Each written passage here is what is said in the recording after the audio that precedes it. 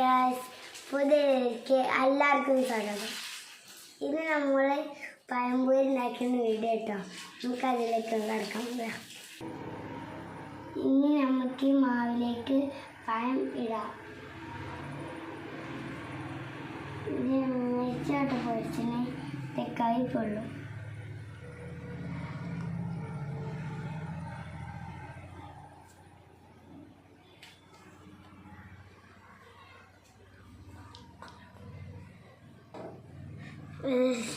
ഇത് ഇട്ടിട്ടാ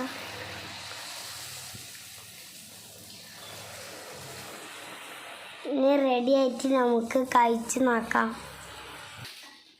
ഇനി നമ്മൾ പഴംപൊരി കോരി പാത്രത്തിലേക്ക് ഇടാം കേട്ടോ. ഇനി നമുക്കൊരു പഴംപൊരി ടേസ്റ്റ് ചെയ്തേക്കാം.